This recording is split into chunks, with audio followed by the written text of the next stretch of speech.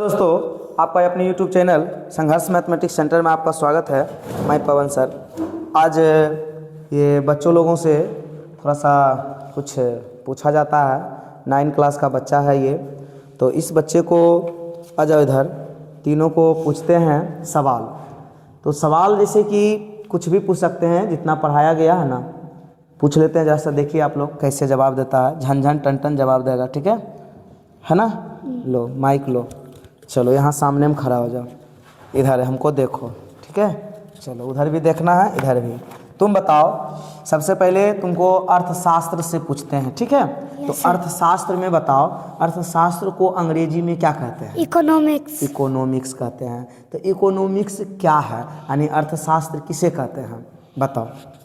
Economics एक ऐसा है मतलब जिसमें हम आर्थिक क्रियाओं को के बारे में अध्ययन करते हैं। हाँ। उसी को हम इकोनॉमिक्स या अर्थशास्त्र कहते हैं। अच्छा, ठीक है।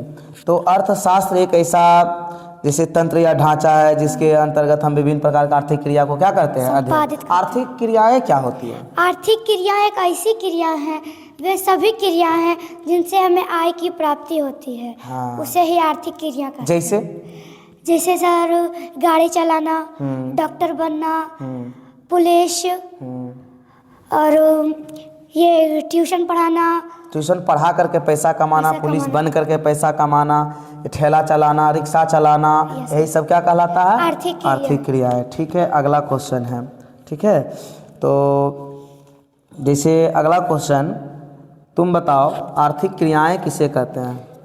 वे सभी क्रियाएं जिनसे हमें आय प्राप्त होती है उसे हम आर्थिक क्रिया कहते हैं। जैसे हम ठेला चला के भी पैसा कमा सकते हैं, तो ये हो गया शारीरिक क्रिया, यानी कि इस पे हम शरीर पे बल देकर काम कर रहे हैं। और इसे ट्रेन चला के हो गया, कोई बिजनेस किए, कोई कृषि किए, मत्स्य पालन, तो ये सब हो गया आर्थिक क्रियाएं, यानी जिससे हम आय कमा सकते हैं, उसे हम आर्थिक क्रिया कहते हैं। अर्थव्यवस्था यानी जो अर्थशास्त्र, पहले बता दो किसे कहते हैं? जिस शास्त्र में आर्थिक क्रियाओं के बारे में हम पढ़ते हैं उसे हम अर्थशास्त्र कहते हैं। ठीक है, अच्छी बात है।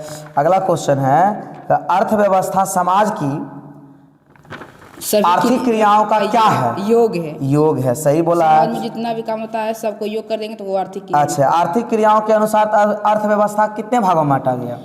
3 भागों में बांटा। तो तीनों भाग का नाम खुद से बताना है, तीनों का डिफिनेशन बताना है, तीनों का उदाहरण बताना है, तीनों को खुद से पोस्टमार्टम करो क्या होता है। हाँ, आर्थिक क्रियाओं को 3 भागों में बांटा गया है। पहला है प्राथमिक क्षेत्र। तो प्राथमिक क्षेत्र उसे कहते हैं जो सीधे हमें प्रकृति से मिलती है, और हम प्रकृति से लेने के बाद उसका हम उत्पादन करते हैं, और इसे हम कृषि क्षेत्र भी कहते हैं। और इसके अंतर्गत आ गए जैसे कृषि किए, पशुपालन, मत्स्य पालन, दूध उत्पादन, और जैसे कि जंगल से हम कोई वस्तु प्राप्त करें, तो ये हो गया प्राथमिक क्षेत्र में आता है, यानी कि जो हमें सीधे प्रकृति से मिलता है और हम उसका उत्पादन करके आय प्राप्त करते हैं। और दूसरा में आता है द्वितीयक क्षेत्र। द्वितीयक क्षेत्र को हम औद्योगिक क्षेत्र भी कहते हैं। इसका क्या होता है कि प्राकृतिक उत्पादन, मतलब यानी इसको हम प्राथमिक क्षेत्र से जो हमको कच्चा माल मिलता है उससे उत्पादन करते हैं वस्तु, तो इसी में आता है द्वितीयक क्षेत्र। जैसे उद्योग, जैसे हो गया उद्योग आ गया, और कोई निर्माण किए, जैसे गाड़ी का निर्माण हुआ या फिर साइकिल का निर्माण हुआ, जन के लिए उपयोगी सेवाएँ आ गया, यानी कि उद्योग, मोबाइल, टीवी, गैस, बिजली उत्पादन करते हैं, इसमें आता है। ये सब होता है द्वितीय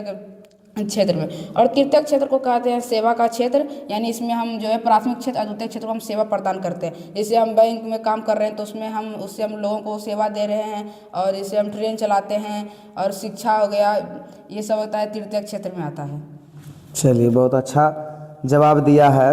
और कपड़ा उद्योग, चीनी मिल, लोह इस्पात, ये सब कौन सा क्षेत्र है? ये सब है द्वितीयक क्षेत्र। क्या बोला? द्वितीयक क्षेत्र है। चलिए, बिल्कुल सुंदर है। और संचार हो गया, परिवहन, बैंकिंग, शिक्षा, स्वास्थ्य, दुकान, बीमा, ठीक है। संक्षेप में इसे एक लाइन में यदि कहें प्राकृतिक क्षेत्र को, तो एक लाइन में जवाब दे देना, किसी बच्चे को समझाना है। प्राथमिक क्षेत्र, द्वितीय क्षेत्र और तृतीय क्षेत्र, एक लाइन में बता दो। एक लाइन में, तो जिसे हम कोई प्राकृतिक वस्तुओं का अगर हम उत्पादन करेंगे तो वो आ जाता है सीधा प्राथमिक क्षेत्र में, और कच्चे माल से किसी वस्तु का हम उत्पादन करते हैं फैक्ट्रियों में, वो आता है द्वितीय क्षेत्र में, और अगर हम किसी को सेवा प्रदान करते हैं तो वो आता है तृतीय। चलिए, बिल्कुल सुंदर है। अर्थव्यवस्था के कितने प्रकार होते हैं? 3 प्रकार होते हैं। तीनों का नाम बताना है और तीनों का डिफिनेशन बताना है, बताओ। अर्थव्यवस्था को तीन भाग में बांटा गया। पहला है समाजवादी अर्थव्यवस्था, दूसरा है मिश्रित दूसरा है पूंजीवादी अर्थव्यवस्था, तीसरा है मिश्रित अर्थव्यवस्था। तो पहले बताते हैं कि पूंजीवादी अर्थव्यवस्था क्या होता है। तो जहाँ उत्पादन के साधनों का समन्वित यानी कि मालिकाना हक निजी व्यक्तियों के पास होता है, यानी जहाँ के संचालन जो है वहाँ का पर्सनल आदमी यानी निजी व्यक्ति करता है, उसे हम कहते हैं पूंजीवादी अर्थव्यवस्था। जिसे हमें अमेरिका हो गया, ये ऑस्ट्रेलिया हो गया, जापान हो गया, यहाँ सब होता है पूंजीवादी अर्थव्यवस्था है। यहाँ पे इसीलिए ये देश जो विकसित है, यानी कि जहाँ पे पूंजीवादी अर्थव्यवस्था है वो देश बहुत विकसित करता है। और दूसरा में है समाजवादी अर्थव्यवस्था, यानी जहाँ हम उत्पादन के साधनों का समावेश सरकार करता है, जहाँ पे उसे कहते हैं ये समाजवादी अर्थव्यवस्था। जैसे चीन हो गया, क्यूबा हो गया, यहाँ पे सब कुछ सरकार ही चलाता है, इसमें निजी व्यक्ति का कोई हाथ नहीं रहता है। और मिश्रित अर्थव्यवस्था किसे कहते हैं, तो वैसी जिसमें पूंजीवादी अर्थव्यवस्था और समाजवादी अर्थव्यवस्था दोनों का मिश्रण हो, यानी कि इसका उत्पादन के साधनों का समन्वित जो होता है उस सरकार और निजी दोनों व्यक्ति का साथ। जैसे भारत में मिश्रित अर्थव्यवस्था, यहाँ जैसे ट्रेन का काम होता है तो ये होता है, इधर आ जाओ, तुम नहीं आ रहा है। और जैसे ट्रेन हो गया तो इसका ये सरकार भी चलाता है और निजी व्यक्ति के द्वारा भी चलाया जाता है।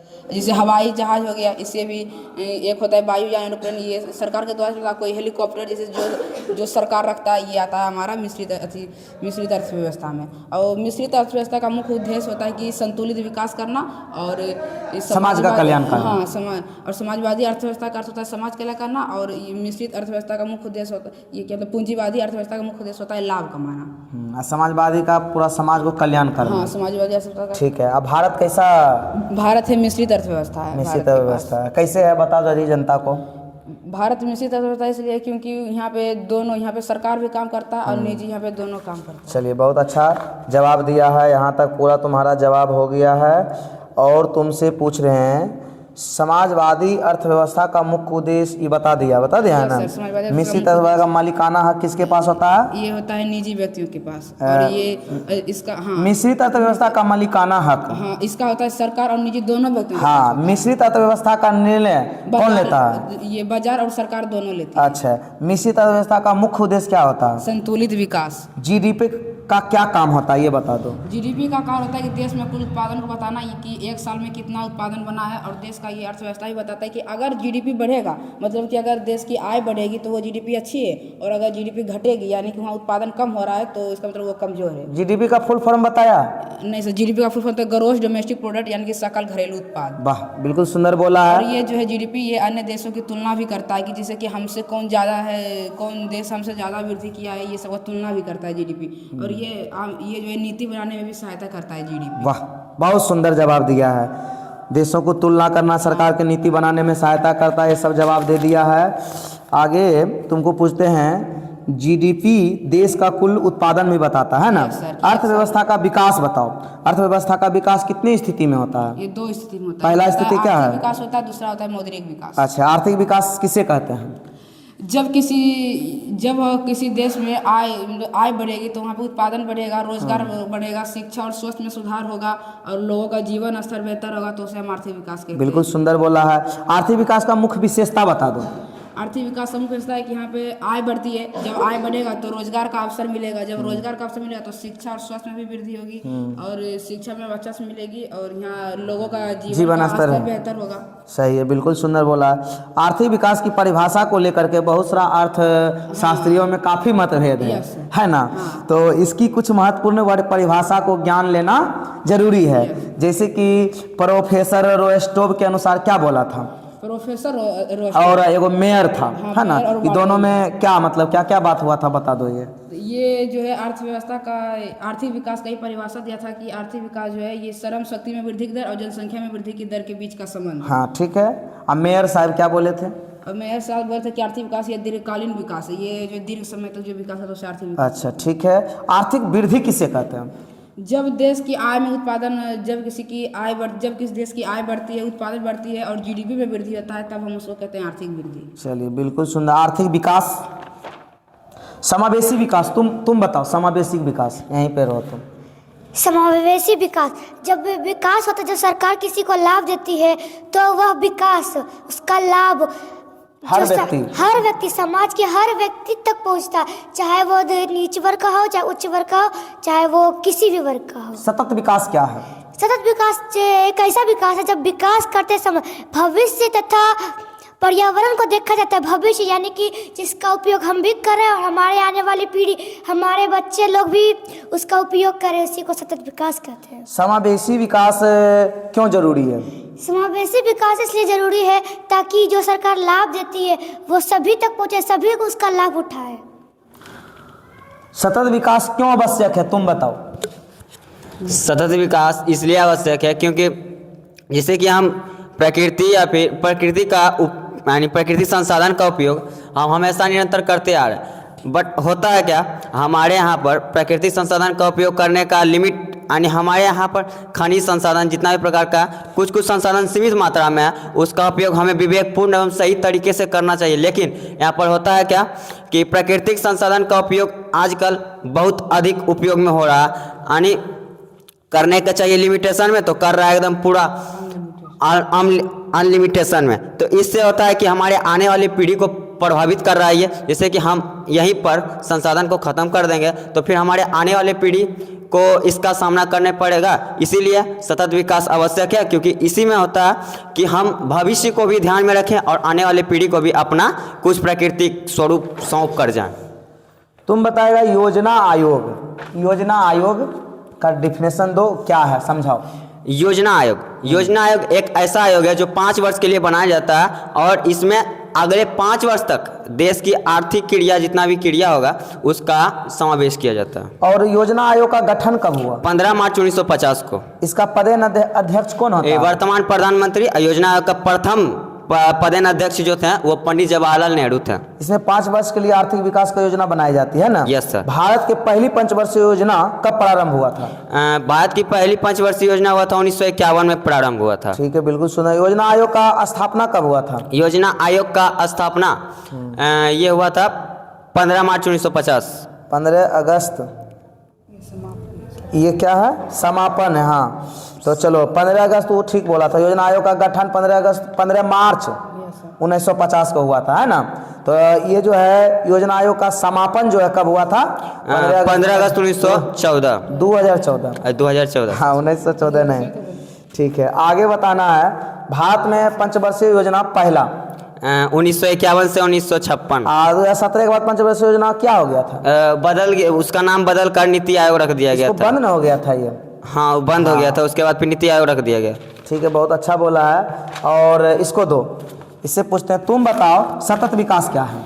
सतत विकास होता है कि जब हम अपने जब हम कोई फैक्ट्री या अथी लगाते हैं तो उसके हम लगाने में हमें पर्यावरण को भी ध्यान में रखते हुए किसी भी देश का विकास होता है तो उसे सतत विकास कहते हैं। सतत विकास क्यों जरूरी है? सतत विकास इसलिए जरूरी है कि जैसे कि हम बहुत सारा फैक्ट्री तो लगा दिए, तो इसमें क्या होता है कि प्राकृतिक संसाधन का उपयोग बहुत होता है, जैसे जल का हो गया, हवा का हो गया, मिट्टी का हो गया, तो ये सब का उपयोग बहुत ज़्यादा होता है। तो हमें अब अपने इसको हम ध्यान में रखते हुए ताकि हमें आने वाली पीढ़ी भी इसका इस्तेमाल करे, इसलिए हमको सतत विकास का बचाना हमको जरूरी है। समावेशी विकास क्या है? जब विकास का लाभ समाज के हर वर्ग तक पहुँचे, चाहे वह गरीब हो या अमीर, चाहे दलित हो या पिछड़ा वर्ग, कोई भी हो, तो हम उसे कहते हैं समावेशी विकास। समावेशी विकास क्यों जरूरी है? समावेशी विकास इसलिए जो है ताकि समाज का लाभ, ताकि विकास का लाभ जो है वो समाज के हर वर्ग तक पहुँचे और इस ऐसा ना हो कि भेदभाव हो, गरीबी और समानता भेदभाव को इससे दूर किया जा सकता है। आर्थिक नियोजन। आर्थिक नियोजन हो जिसमें कि संसाधन का सही इस्तेमाल कर सकते हैं, जहाँ लगाना चाहिए हमें वहीं लगा सकते हैं, संसाधन का उपयोग कर सकते हैं, जहाँ पे हमें पहले काम होता है, जहाँ पे हमको पहले यूज़ करना हम वहीं यूज़ करें, तो उसे आर्थिक नियोजन कहते हैं। अच्छा, तो इसका जो है तुम बता देगा योजना आयोग क्या है, ये बताओ। वैसा आयोग जो अगले 5 वर्षों के लिए पहले ही अपना योजना बना लेता है उसे योजना आयोग कहते हैं। योजना आयोग जो है इसका गठन कब हुआ? 15 मार्च 1950 में। और इसका जो है पहले अध्यक्ष कौन है? पहले अध्यक्ष थे ये पंडित जवाहरलाल नेहरू। अच्छा, इसका पदेन अध्यक्ष वर्तमान प्रधानमंत्री होता है। अच्छा, इसमें कितने वर्ष के लिए आर्थिक विकास की योजना बनाई जाती है? 5 वर्ष के लिए। 5 वर्ष के लिए। और भारत के पहली पंचवर्षीय योजना का प्रारंभ कब हुआ था? 1 जनवरी 1951 को। योजना आयोग का समापन 15 अगस्त 2014 को। केंद्रीय नियोजन सर्वप्रथम पूर्व सोवियत संघ के द्वारा लाया। अब भारत में पंचवर्षीय योजना पहली पंचवर्षीय योजना कब से कब 1951 से 1956 में, और दूसरी पंचवर्षीय योजना 1956 से 1961, तीसरी पंचवर्षीय योजना 1961 से 1966 और उसके बाद फिर ये योजना अवकाश लिया था 1966 से 1969 तक। ठीक है। इसी प्रकार से 2017 तक चला था। Yes. तो 2017 में ये क्या हो गया? 2017 में योजना आयोग बंद कर दिया गया और इसके स्थान पर एक नीति आयोग ला दिया गया था। तो नीति आयोग ला दिया गया है ना। Yes, sir. तो नीति आयोग का गठन कब हुआ था? नीति आयोग का गठन हुआ था 1 जनवरी 2015 में। 2015 में हुआ था। बिल्कुल सुंदर है।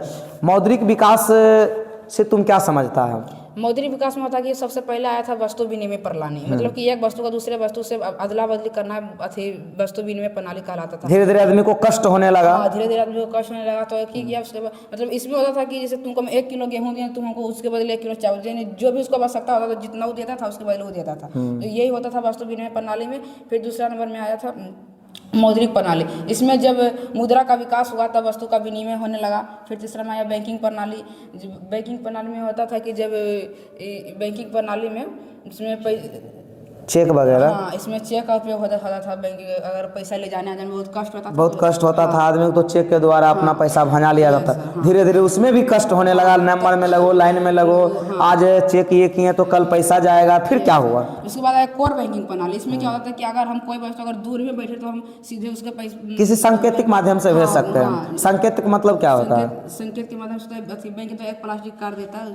नहीं, संकेत जो होता है पिन, जैसे उसका जो होता है ना अकाउंट नंबर होता है, IFSC कोड होता है, ये इसके माध्यम से उसे एक खाता से दूसरे खाता में ट्रांसफर कर सकते हैं। हाँ। बैंकिंग उसके बाद आया था कोर बैंकिंग प्रणाली के बाद आया था एक तो ये डेबिट कार्ड आया था, जो कि ये बैंक द्वारा एक प्लास्टिक कार्ड दिया जाता था। इससे क्या होता था कि डेबिट कार्ड में पैसा को निकाल और जमा कर सकते थे आसानी से डेबिट कार्ड में। इसके बाद आया था इसके बाद आया था क्रेडिट कार्ड। क्रेडिट कार्ड से हम बैंक के द्वारा दिया जाता था। इससे हम लोन ले सकते हैं बिना सूद के।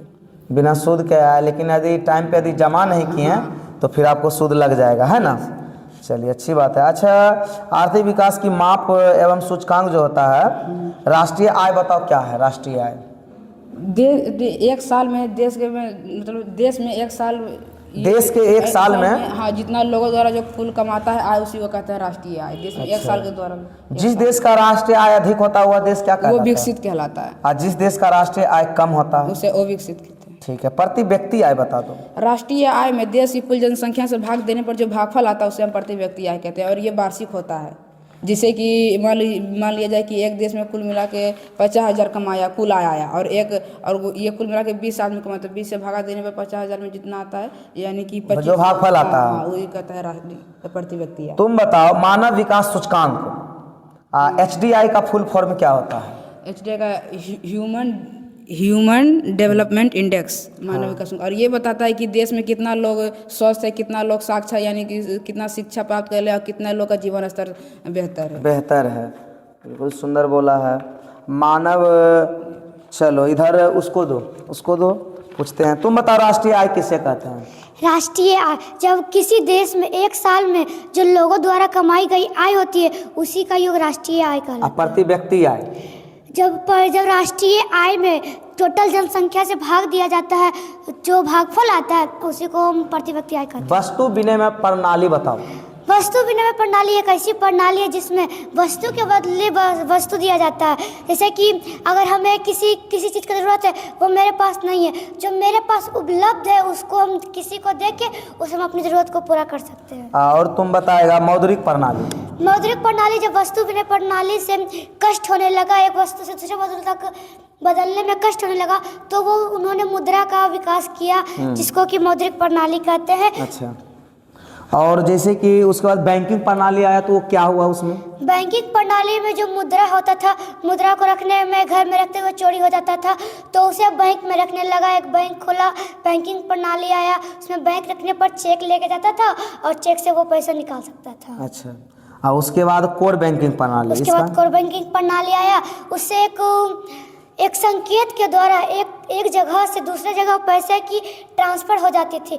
होता क्या था कि पहले जब एक दूसरे से दूसरे जगह पैसे ले जाने में बहुत कष्ट होता था, चोरी हो जाता था, इसलिए अब एक कोर बैंकिंग प्रणाली आई जिसके द्वारा एक संकेत के माध्यम से एक जगह से दूसरे जगह ट्रांसपोर्ट किया जाता है। अच्छा, तो उसके बाद क्या आया था? उसके बाद आया डेबिट कार्ड। डेबिट कार्ड में होता था एक बैंक के द्वारा एक प्लास्टिक का कार्ड दिया जाता था, उसमें एक संकेत लिखा हुआ रहता था, उसके माध्यम से हम कहीं भी मतलब एक उसको एटीएम कार्ड भी कहते हैं, वो एटीएम मशीन में जाके हम उसको पैसा निकाल या जमा कर सकते हैं आसानी से। और इसके बाद जो है क्या आया? उसके बाद आया क्रेडिट कार्ड। क्रेडिट कार्ड में मेरे पास अगर पैसे नहीं है तो हम क्रेडिट कार्ड से उसका लाभ उठा सकते हैं, और उसके बाद हमें उसका समय के अनुसार उसका पैसा चुकता कर देना पड़ता है, नहीं तो उसका सूद के अनुसार पूरा पैसा लगता है। चलिए, बिल्कुल सुंदर बोला है। प्रति आय का सूत्र, प्रति व्यक्ति आय का सूत्र बोलो। प्रति व्यक्ति का आय होता है राष्ट्रीय आय बटे कुल जनसंख्या भाग देने पर उसका भागफल। भारत में पंचवर्षीय योजना कब लागू किया गया? 15 मार्च 1950। ना ना ना, वो तो गठन हुआ था योजना आयोग का ना, 1951 में। 1951। चलो, योजना आयोग से तू क्या समझता है? योजना आयोग एक ऐसा आयोग है जिसका कि उसमें 5 साल का जो योजना होता है वो पहले ही बना लेता है, और उसी योजना के अनुसार 5 साल पूरा योजना आयोग को नाम जो है हटा करके कौन सा क्या नाम बदल के रखा नीति था? आयोग। जीडीपी से तुम क्या समझता? तुम जीडीपी के बारे में बताओ। जीडीपी का सबसे पहले फुल फॉर्म बताना। जीडीपी का फुल फॉर्म होता है ग्रॉस डोमेस्टिक प्रोडक्ट। यह पूरा देश के बारे में बताता है कि देश में जीडीपी कितना का जो हिंदी नाम होता है ग्रॉस डोमेस्टिक और प्रोडक्ट, इसको हिंदी में क्या कहते हैं? इसको घरेलू सकल घरेलू उत्पाद। सकल घरेलू उत्पाद कहते हैं। हाँ, इससे तुम क्या समझता है? इससे जो पूरे देश में उत्पादन बताता है इसका, कि देश में हमारे कितना उत्पादन हुए, कितना आय इसका है, यही सब बताता है। यही सब बताता है।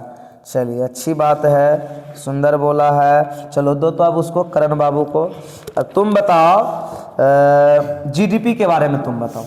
जीडीपी का पहले फुल फॉर्म बता देते हैं। जीडीपी का फुल फॉर्म होता है ग्रोस डोमेस्टिक प्रोडक्ट, जिसको बोलते हैं सकल घरेलू उत्पाद। इसमें होता है क्या, देश का पूरा उत्पादन बताता है और कौन सा देश कितना आगे है, यानी देश की तुलना करता है, एक देश से दूसरे देश की तुलना करता है जीडीपी। अगर किसी देश की जीडीपी अधिक है तो वो देश यानी अपनी अर्थव्यवस्था में सक्षम है, और कोई देश जो है जीडीपी उसका उत्पादन कम है तो उसका जो है ये यानी वो उसका अर्थव्यवस्था कमज़ोर है। उसके बाद फिर देश जो यानी सरकार जो है जीडीपी को देखकर अपना नीति को तय करती है, कहाँ निवेश बढ़ाना है, कहाँ निवेश बढ़ाना है और कहाँ निवेश नहीं बढ़ाना है। बताएगा। आर्थिक विकास का मुख्य विशेषता बता दो। सबसे पहले आर्थिक विकास किसे कहते हैं, उसके बाद इसका मुख्य विशेषता। आर्थिक विकास एक ऐसा विकास है जिसमें होता है क्या, आय में वृद्धि, यानी आय में वृद्धि करना, उसके बाद फिर शिक्षा में प्रसार एवं स्वास्थ्य में वृद्धि करना, उसके बाद कृषि उद्योग, ये सब में जब विकास होता है और लोगों का जीवन स्तर बेहतर होता है, उसी को हम आर्थिक विकास कहते हैं। इसका विशेषता ये है कि ये आय में वृद्धि करता है, रोजगार का अवसर बढ़ाता है, उसके बाद फिर कृषि उद्योग में विकास करता है, शिक्षा और स्वास्थ्य में विकास करता है और लोगों का जीवन स्तर बेहतर बनाता है। बताएगा। आर्थिक क्रियाओं के अनुसार अर्थव्यवस्था के 3 प्रकार होते हैं, तीनों का डिफिनेशन और उदाहरण के साथ समझाओ। अच्छा, आर्थिक क्रिया के आधार पर प्राथमिक क्षेत्र, प्राथमिक क्षेत्र, द्वितीय क्षेत्र और तृतीय क्षेत्र, ये तीनों नाम है। अब पहला प्राथमिक क्षेत्र को हम कृषि क्षेत्र भी कहते हैं, जिसके अंतर्गत यानी जैसे कि आ गया कृषि क्षेत्र में पशुपालन हो गया, कृषि हो गया, दुग्ध उत्पादन हो गया, मत्स्य पालन हो गया, ये सब यानी जो वस्तु यानी जो हमें प्रकृति से प्राप्त होता है, यानी जो हमें प्रकृति से उत्पादन करते हैं उससे जो हमें आय प्राप्त होता है उसे हम कृषि क्षेत्र कहते हैं।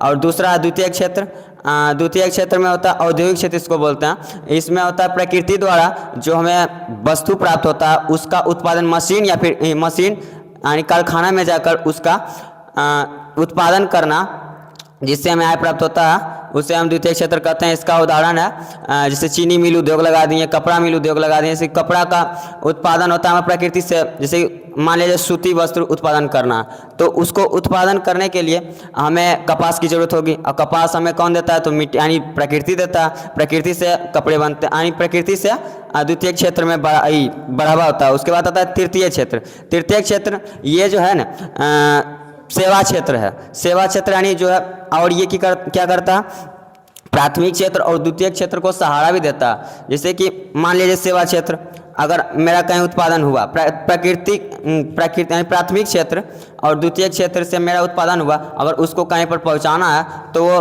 परिवहन के माध्यम से पहुंचाया जाता है। तो पहुंचाया जाता है तो इससे होता है क्या कि तृतीयक क्षेत्र, प्राथमिक क्षेत्र और द्वितीयक क्षेत्र का यानी उपयोगी हो जाता है, अर्थात उसको सहारा दे देता है कि यहाँ से वहाँ तक, एक स्थान से दूसरे स्थान तक पहुँचा दिया। अगला क्वेश्चन रहेगा तुमसे, प्राकृतिक वस्तुओं को उत्पादन करना कौन सा क्षेत्र? प्राकृतिक वही प्राथमिक क्षेत्र। और कच्चे माल से तैयार वस्तु बनाना कौन सा क्षेत्र है? यह है द्वितीय क्षेत्र। सेवा प्रदान करना कौन सा तृतीय क्षेत्र है। उसके बाद अर्थव्यवस्था के प्रकार और डिफिनेशन सहित बताओ। अर्थव्यवस्था का 3 प्रकार है। पहला पूंजीवादी अर्थव्यवस्था, दूसरा समाजवादी अर्थव्यवस्था और तीसरा मिश्रित अर्थव्यवस्था। पूंजीवादी अर्थव्यवस्था में होता है कि उत्पादन के साधनों का स्वामित्व तथा संचालन जो होता है वो निजी व्यक्ति के हाथों में होता है। और पूंजीवादी अर्थव्यवस्था का मेन उद्देश्य होता है कि वहाँ लाभ कमाना, यानी उसमें सरकार का कोई हस्तक्षेप नहीं होता है। इसका उदाहरण है जापान हो गया, अमेरिका हो गया और ये ऑस्ट्रेलिया हो गया। उसके बाद द्वितीय आता है समाजवादी अर्थव्यवस्था में उत्पादन के साधन का स्वामित्व तथा संचालन जो होता है वो सरकार के द्वारा होता है। इसमें इसका उद्देश्य मेन होता है कि समाज का कल्याण करना, सभी में समानता का भाव जगाना, और इसका उदाहरण है चीन और क्यूबा। उसके बाद आता है तीसरा मिश्रित अर्थव्यवस्था। इसमें होता है पूंजीवादी और समाजवादी अर्थव्यवस्था दोनों का मिश्रण होता है, यानी उत्पादन के साधनों पर सरकार का हक और निजी व्यक्ति का हक दोनों का होता है। जैसे कि भारत में जो है मिश्रित अर्थव्यवस्था, उदाहरण के तौर पर एक उदाहरण देना चाहते हैं कि जैसे कि हेलीकॉप्टर हो गया। हेलीकॉप्टर का स्वामित्व और संचालन कुछ निजी व्यक्ति के भी पास है और भारत के सरकार के भी पास है। हेलीकॉप्टर और ट्रेन भी हो गया, ट्रेन हो गया, उद्योग हो गया। जैसे कि जमशेदपुर में वो लगा हुआ है, यहाँ जमशेदपुर टाटा स्टील जो बोलते हैं, उसमें जो है निजी व्यक्ति भी अपना सहयोग देता है और सरकार भी सहयोग देता है, यानी दोनों मिलकर चलते हैं। अगला क्वेश्चन रहेगा, बोल दिया तीनों क्षेत्र, मतलब ये मिश्रित अर्थव्यवस्था भी बता दिया है। Yes sir. इसके बाद बताना है, सवाल रहेगा समाजवादी अर्थव्यवस्था का मुख्य उद्देश्य। समाजवादी अर्थव्यवस्था का मुख्य उद्देश्य होता है समाज का कल्याण करना। मिश्रित अर्थव्यवस्था का मालिकाना हक किसके पास होता है? मिश्रित अर्थव्यवस्था का मालिकाना हक होता है निजी व्यक्ति और सरकार के पास। और मिश्रित अर्थव्यवस्था का निर्णय कौन लेता है? सरकार और बाजार की मांग पर। मिश्रित अर्थव्यवस्था का मुख्य उद्देश्य? मिश्रित अर्थव्यवस्था का मुख्य उद्देश्य होता है कि संतुलित विकास करें। ठीक है, जीडीपी तो तुम बता दिया है, और मौद्रिक आर्थिक ये सब हो गया है। और ये तुम बता दो, आर्थिक विकास के परिभाषा को लेकर कुछ अर्थशास्त्रियों में काफ़ी मतभेद चल रहा है। तो ये वो प्रोफेसर रोस्टोव था और एगो प्रोफेसर मेयर एवं बाल्डविन ने, तो ये दोनों के बारे में जरा बता दो कुछ। प्रोफेसर रोस्टोव बोलते हैं कि जो है हम जो उत्पादन यानी आर्थिक विकास किसे कर, आर्थिक विकास को लेकर बोल रहे थे श्रम शक्ति में वृद्धि की दर और जनसंख्या में वृद्धि की दर के बीच का संबंध ये बता रहे थे। और जो है मेयर बोल रहे थे बाल्डविन, इनका नाम बाल्डविन बोल रहे थे कि जो है आर्थिक विकास एक दीर्घकालीन विकास है जो कि लंबे समय के बाद हमें पता चलता है वास्तविक है कि कितना है। ठीक है, आर्थिक वृद्धि किसे कहते हैं? आर्थिक वृद्धि देश के उत्पादन, देश के जीडीपी में वृद्धि को ही आर्थिक वृद्धि कहते हैं। चलिए, अच्छा बताया है। और इधर तो हो ही गया है, चलिए जवाब दे दिया। आर्थिक वृद्धि और आर्थिक विकास में अंतर तो सब पहले से हो गया है। चलिए, भी बहुत सुंदर जवाब दिया है। अगला जो है बता दो, HDI के बारे में कुछ बोलो, मानव विकास सूचकांक। HDI का फुल फॉर्म सबसे पहले बताते हैं। HDI का फुल फॉर्म होता है ह्यूमन डेवलपमेंट इंडेक्स, मानव विकास सूचकांक। इसमें होता है क्या, ये जो है UNDP के द्वारा तय किया जाता है। UNDP होता है यूनाइटेड नेशनल डेवलपमेंट प्रोग्राम, यानी इसका मतलब यानी जीवन प्रत्याशा यानी जीवन मेरा कैसे बेहतर होगा, उसके बाद फिर शिक्षा में प्रसार कैसे होगा और लोगों का जीवन स्तर किस प्रकार बेहतर होगा, इसका जो है ये रिपोर्ट रखता है। ये एक सांख्यिकी यानी एक जो है सूचकांक जो है सांख्यिकी केंद्रीकृत है। बिहार में पिछड़ेपन का कुछ कारण बताओ। बिहार में पिछड़ापन का कारण सबसे पहला यहाँ पर है शिक्षा पद्धति, उसके बाद दूसरा शिक्षा पद्धति में थोड़ा गिरावट है, उसके बाद औद्योगिक एक भी उद्योग नहीं, जो भी उद्योग है वो भी धीरे धीरे अब नष्ट होते जा रहा है। जैसे कि भागलपुर में एक रेशम उद्योग है, वो भी अब धीरे धीरे पतन की ओर जा रहा है, क्योंकि वहाँ पर मजदूर लोग को कम आय मिलता है, तो इसलिए वहाँ पर नहीं जाते हैं। सब यहाँ से दूसरे स्थान पलायन कर लेते हैं। बढ़ती जनसंख्या ये भी पिछड़ापन के बढ़ती जनसंख्या भी है, उसके बाद फिर कृषि का बाढ़ सूखा ये सब प्राकृतिक प्रकोप भी है, उसके बाद फिर मानव का जो जनसंख्या इतना बढ़ गया है जिसके कारण यहाँ पर आय की कमी। बिहार में पिछड़ेपन को दूर कैसे किया जा सकता है? बिहार में पिछड़ेपन को दूर करने के लिए सबसे पहले यहाँ पर कृषि को बेहतर बनाना चाहिए, उसके बाद जनसंख्या में नियंत्रण करना चाहिए, उसके बाद फिर शिक्षा में वृद्धि लाना चाहिए और सभी को शिक्षित करना चाहिए और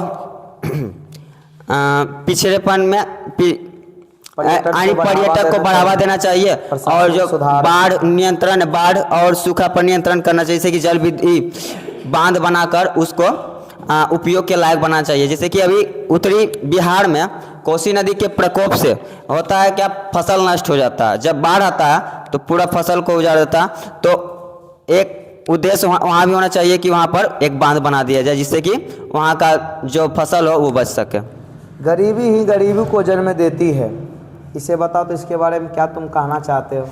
गरीबी ही गरीबी को जन्म देती है, यह कथन रैगनर नर्कस ने कहा था, यह उसी का कथन है। इन्होंने बोले थे कि गरीबी ही गरीबी को जन्म कैसे देती है, तो गरीब सबसे पहले जो गरीब रहेगा उनके पास तो शिक्षा का अभाव रहेगा और उसके पास स्वास्थ्य भी नहीं रहेगा और उसके परिवार समाज जो भी हो वो सब अशिक्षित रहेंगे, उनका आय थोड़ा कम, यानी गरीब तो गरीब ही रहते हैं।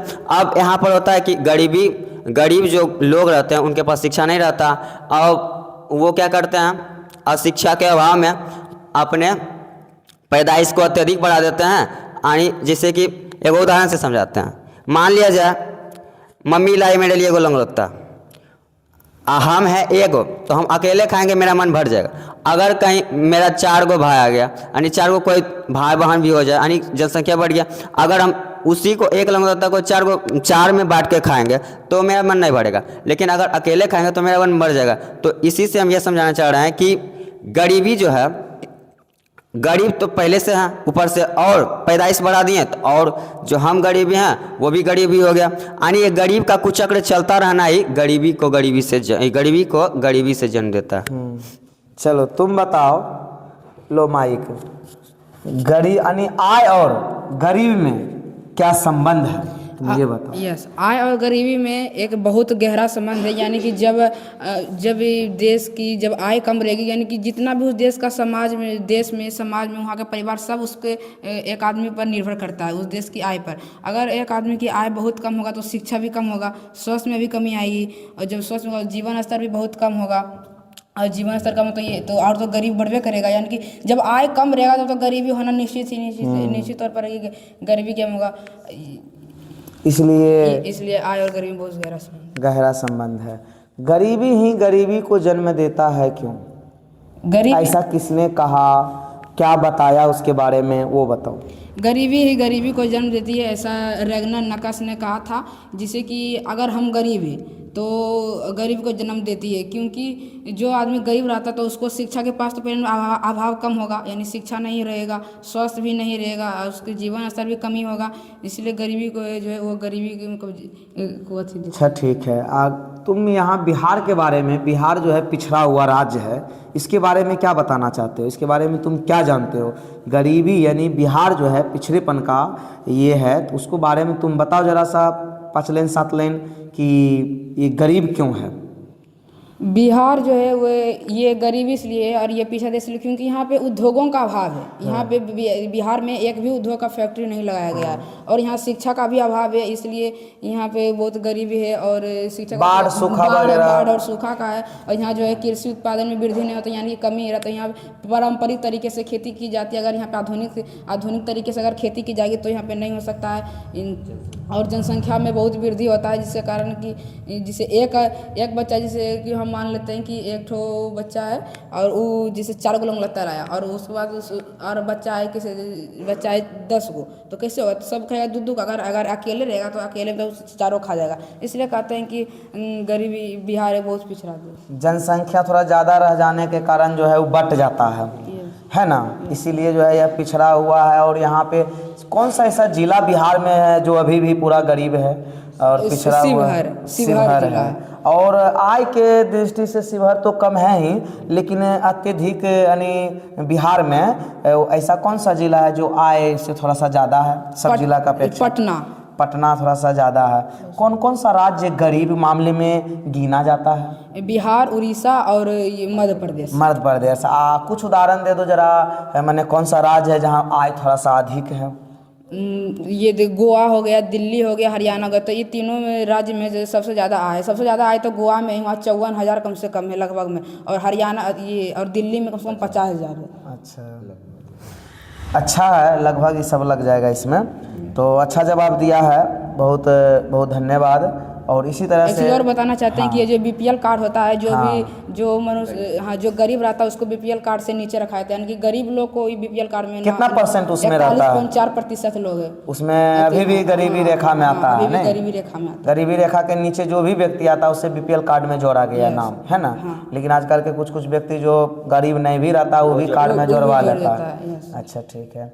ये सभी बच्चे को अभी 2, 4, 5 क्लास पढ़ाया गया है। 2, 4, 5 क्लास में यानी जितना हम पढ़ा देंगे पूरा मुंह पर याद रहेगा बच्चों लोग को। तो इसीलिए जो बच्चा इच्छुक रहता है, अक्सर हम वीडियो, बहुत सारा बच्चा को लाज लगता है स्टेज पे चढ़ने में, वो आ नहीं पाता, जानता सब है लेकिन आ नहीं पाता है। तो मैं आप लोग को ये भी दिखाना चाहूँगा कि क्लास में जितना भाई एवं बहनों बैठे हुए हैं सबके पास माइक ले जाएंगे, वहीं पे पूछेंगे, वहाँ पे सब बच्चा जवाब दे देगा। लेकिन यहाँ स्टेज पे आने से डरता है ना। तो इसीलिए जो है हम लोग अब अगले दिन जो है वीडियो जो डालेंगे एकदम जा के बच्चे को पूछेंगे और पूछ करके आप लोग को दिखाएंगे सभी बच्चे यहाँ कितना टैलेंटेड है। कुछ बोलना भी चाहेगा तुम लोग को, कुछ मोटिवेशनल चीज़ कुछ बोलना चाहता है तो बता दो, और एगो कहानी का दो, और एक पिताजी और एक बेटी का क्या संबंध कितना गहरा बेहतर था जो कि पढ़ने के लिए पटना जैसा शहर भेजा गया। जरा इसके बारे में कुछ बोलो तो, मोटिवेट करो तो जरी बच्चे लोग को। हाँ, तो हम आपको एक कहानी सुनाने जा रहे हैं जिससे आपको भी, आपके मन में भी बहुत विचार हो कि ये लड़की जो है कैसे एकदम मेहनत करके एक IAS और IPS बनी। तो एक लड़की थी जो कि एक लड़की थी और वो 10 साल गई, बोली थी अपने पापा से कि पापा हम जा रहे हैं 10 साल थी पढ़ाई करने, 5 साल 10 साल 8 साल समय ले करके गई। हाँ, समय ले करके गई और मैं जब तक पूरा पढ़ाई नहीं कर लूँगा, जब तक मैं किसी का फॉर्म नहीं भरूँगा। तो वो जो है IAS IPS का बनने के लिए वो तैयारी करने लगी और वो जो है रोज़ दिन अपने पिता से बात करती थी। और उसके बाद क्या हुआ कि एक अगला दिन उसका एग्जाम था। जब अगला दिन एग्जाम था, समय पूरा उसका, हाँ, तो जब जैसे 11वां साल आया तो वो फॉर्म भरी तो वो तो बहुत पढ़ रही थी, उसका मतलब पक्का था कि वो जो है पूरा रैंक में पूरा तुम 1 नंबर लाएगी। तो जब उसके परीक्षा के एक दिन पहले में वो जो है अपने पापा से, मम्मी से आशीर्वाद लेना चाहती थी। तो जब वो एक दिन बात की थी, परीक्षा के एक दिन पहले से फ़ोन लगाई, तब मम्मी उठाया। तो क्या हुआ था कि उस समय जो है वहाँ जहाँ उसका घर था तो वहाँ के पापा की तबीयत खराब थी और उस दिन क्या मृत्यु हो गया था। तो उसी दिन उस लड़की की मृत्यु हो गया था। हाँ, तो फ़ोन किया था वो लड़की अपनी मम्मी के पास कि हम पापा से बात करेंगे, आशीर्वाद ले लेंगे, तब हम जाके अगला दिन परीक्षा देंगे। तब क्या हुआ कि वो जब फ़ोन लगाई तो उसकी मम्मी बोली थी कि बेटा पहले, उसकी मम्मी रो रही थी, हाँ, पूरा समाज रो रहा था, परिवार फैमिली का मेंबर रो रहा था, हाँ, लेकिन फिर भी माँ अपने दिल पर हाथ रख के अपने बेटी को समझाई कि पापा तुम्हारे, जब वो मतलब बोली थी कि हमको पापा से आप बात करवाइए, हमको उनसे आशीर्वाद लेना है कि मुझे कल एग्जाम में जाना है, अच्छा से लिखे। तो बोली कि हम तो आपसे आशीर्वाद ले लिए, अब हमको पापा से भी बात करवा दीजिए। तो वो बोली थी दिल पे हाथ रख के कि पापा आप एक अथी ले लिए, वचन ले लिए कि जब तक तुम एग्जाम हॉल से नहीं निकलोगे, जब तक हम तुमसे बात नहीं करेंगे।